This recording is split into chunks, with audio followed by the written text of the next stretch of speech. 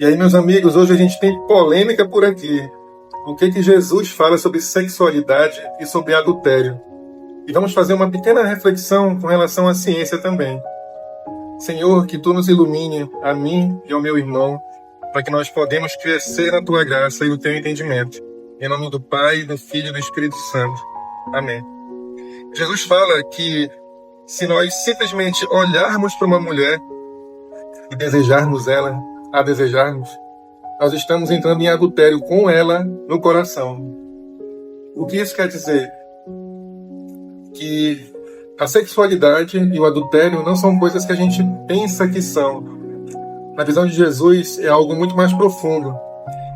Alguns psicólogos e psicanalistas vão dizer, com base em alguns estudos científicos, que se você reprimir a sua sexualidade, se você não puder nem desejar, o desejo é essencial para o ser humano. Se ele não desejar, ele vai se sentir mal, vai ficar doente. Mas a ciência, ela é baseada, e eu tenho uma leve experiência nisso, né? Sou pesquisador também, tenho mestrado, né? Então a gente sabe que a ciência é baseada nos axiomas, na cultura, né? Nos axiomas, nos entendimentos, nos postulados. Tudo isso vem da cultura. Então a base da ciência é a filosofia. Então, se você pegar, por exemplo, um monge, um padre, ele não é psicologicamente mais fraco do que uma pessoa que é escrava do sexo. É óbvio. Então como é que pode? Quando eu reprimo minha sexualidade, eu vou ficar mais doente mental. Apesar de muitas pessoas acharem que estão no hospício, né, num lugar de tratamento psiquiátrico por conta disso, isso tem um fundo de verdade, mas quando a gente vê mais profundamente, não. Então realmente, se a gente tem uma vida sexual aflorada e esse desejo já latente, e ficarmos reprimindo esse desejo, é isso que os estudos falam, né? Realmente a gente vai ter problemas. Mas vamos voltar ao cerne da questão. Para que serve a sexualidade? A gente faz uma comparação aí com as frutas, por exemplo. A gente tem vontade de comer as frutas, né? Se você observar um mamão no pé, imagina você andando pelo sítio. E aí você vê goiaba, você vê mamão, você vê cupuaçu. O que você gosta de fruta, imagina. Você vê ali no pé, você quer colher para comer. Mas o que gera esse desejo em você, aí é algo filosófico, né? Tem um fator biológico e tem fatores filosóficos. A filosofia sempre é a mãe das ciências, né?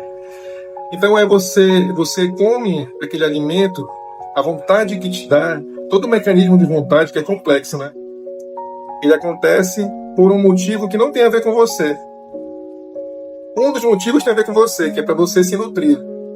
Mas o outro é que você está sendo chamado a procriar, a postergar a existência daquela planta.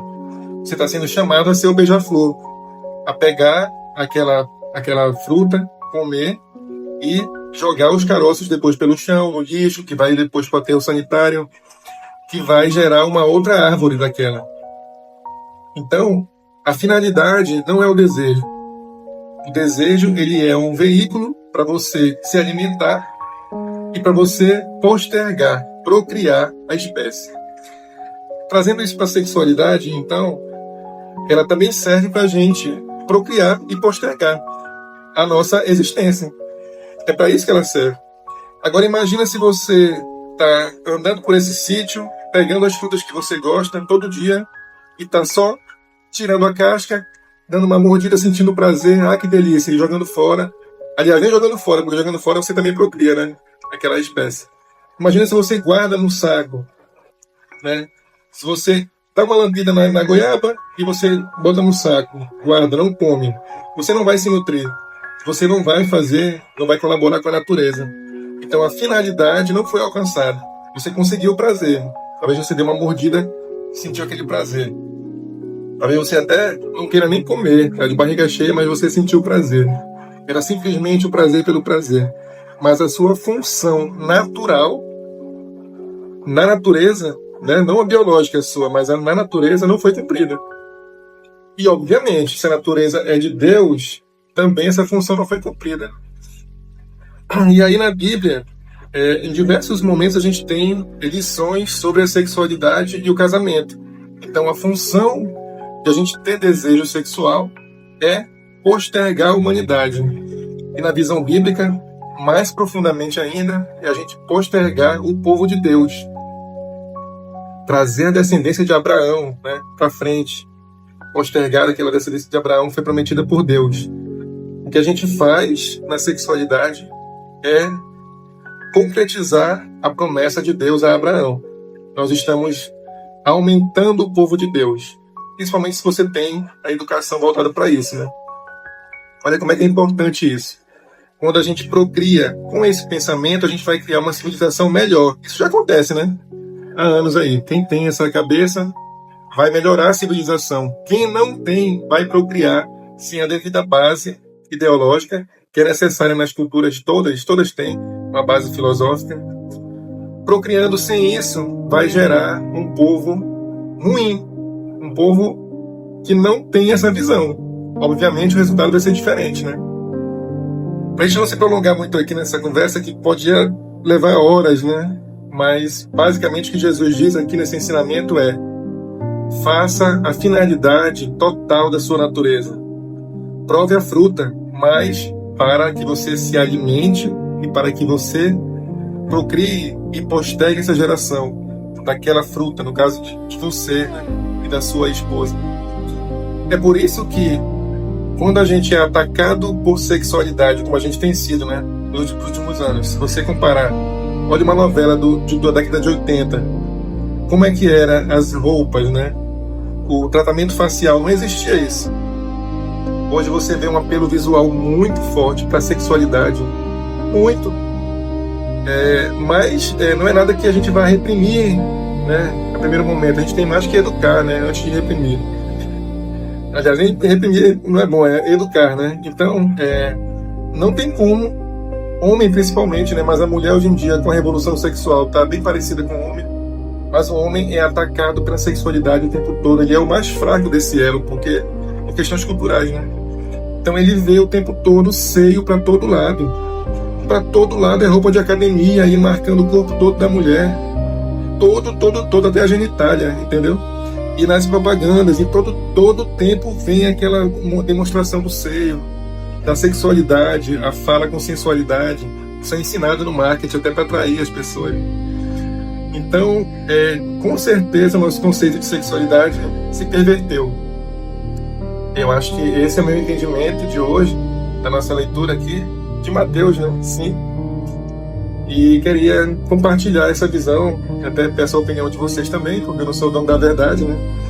Mas o que Jesus quer dizer aqui, para nós não olharmos a mulher, né? Ele fala para um homem aí nessa época, né? Ainda não tinha tanta preocupação com a mulher, mas olhar para outro ser humano com desejo sexual, sendo que ele não é seu esposo ou sua esposa, isso não tem nada de contribuição para a natureza, né? Apesar de ser, a gente ter esse princípio, né? Do desejo de procriar, isso é natural, como eu já expliquei, né?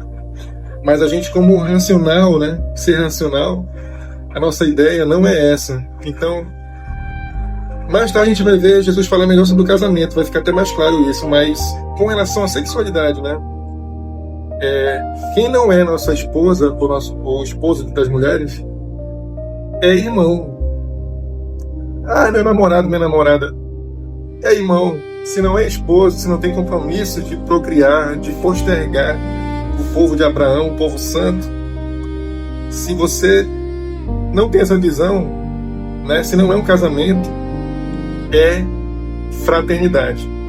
Então, a visão de fraternidade é que vai evoluir o mundo, junto com a visão de procriação quando casarmos. É a fórmula que Jesus dá em poucos momentos assim muito profundos. Então, antes de qualquer avaliação psiquiátrica sobre o assunto, psicológica, a gente tem que pensar na base filosófica da sociedade. A gente está falando algo muito importante para a gente.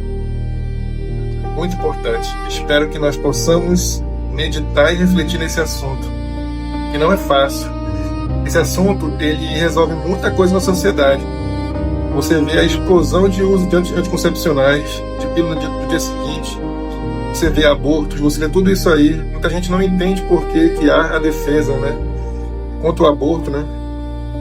Defesa da vida daquele bebê, porque ele é fruto dessa visão doente sobre a sexualidade.